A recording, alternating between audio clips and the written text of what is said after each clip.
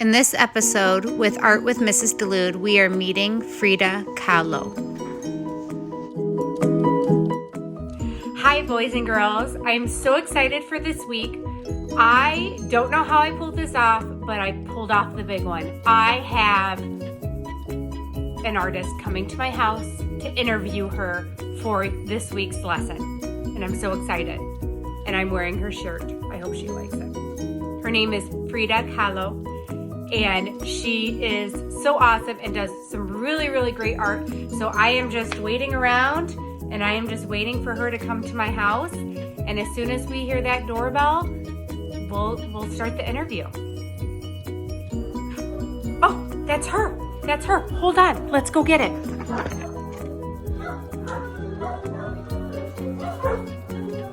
My dogs must want to meet Frida too.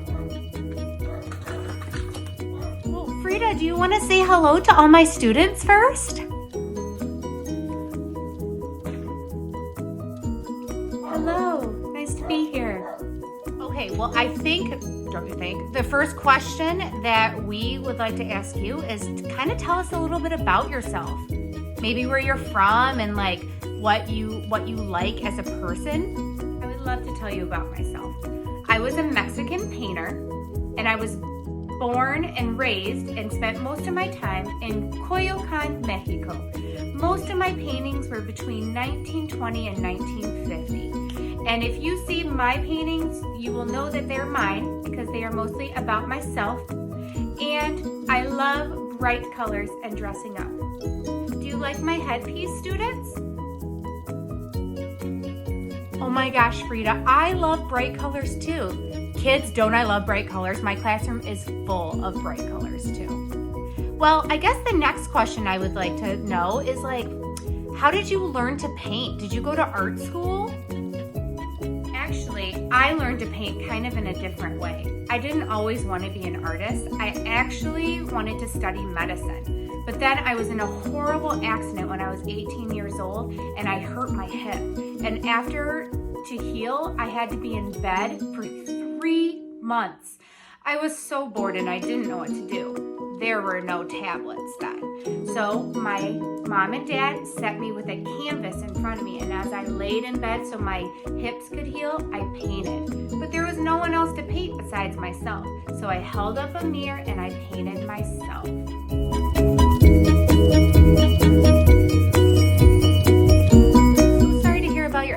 But at least you made something so horrible into something really nice. And I know that everyone loves your paintings. So I guess my next question would be, like, what do you like to paint? What is your media, what you like to paint? Do you like to paint animals, or do you like to paint landscapes, or do you like to paint abstract things? What do you like to paint, Frida? Well, because I was in bed so much, I normally just painted myself. I like to paint myself because I was often alone and I was the best subject that I knew. So that's why you'll see so many pictures of me.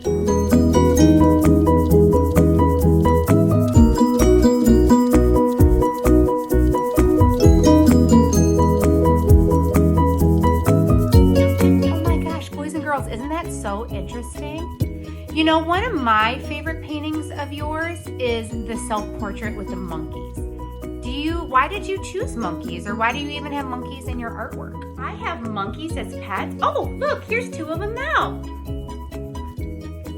I actually have lots of pets at my house in Coyoacan, and because I look at them as my children. Oh, here's some more now, look.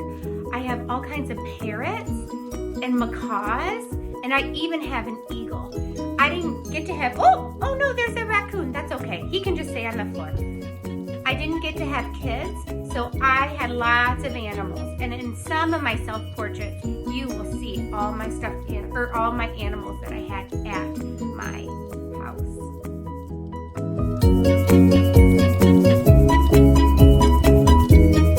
Oh, I love animals too, Frida. We have 2 dogs at home and 4 bunnies. My students already know that. They've met them. Thank you, Frida, for coming and visiting me. And I think that since you are here talking to my students, maybe you can assign the project for this week. So, Frida, what would you like my students to do for art this week? Let's listen up. Oh, you want me to assign the project for this week? Yay. Okay, so I think that since I did so many self-portraits about myself, that it would be awesome for your students to do self-portraits of themselves. So maybe they should go around their house and pick items that represent them and lay them on top of their heads, just like I did in my self-portrait. Mrs. DuLude, can you do an example for the kids and show them? You can? Oh, great. So nice to meet you guys. I must return to Mexico. Adios. All right, boys and girls, you heard Frida, so here we go. Here's my example. Let's see how this goes. So I went around my house and I picked some things that represented me. So I'll explain them a little bit because they seem kind of random, right? But that's okay because they represent me. So I have markers, obviously, because I like bright, beautiful things.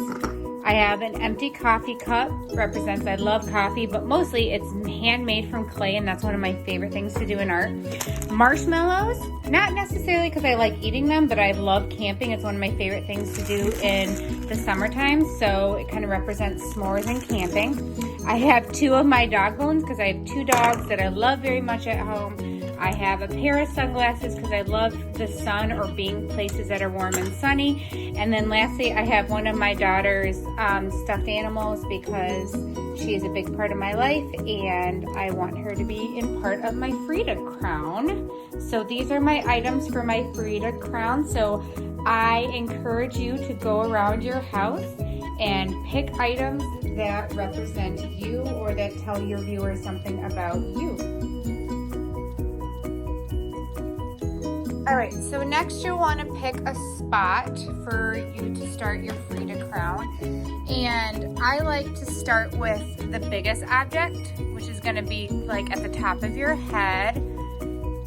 And then we're going to do balance, so you'll want to do kind of symmetrical. So whatever you do on one side, you'll kind of want to do on the other. If you only have one item, like for example, I only have 1 pair of sunglasses and 1 coffee cup, that's okay, but just kind of think of like kind of wings of a butterfly. Like if you have 1 here, you're going to have 1 here. And then the littler objects, like for example, my marshmallows and my markers, I can just start by, you know, whatever I do on one side, try to do on the other.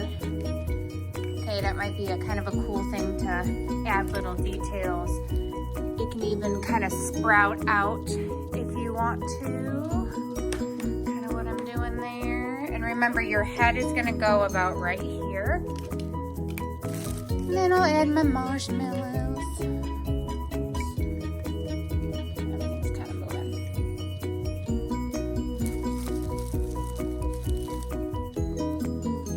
Yum. This means I get to eat all these marshmallows when I'm done.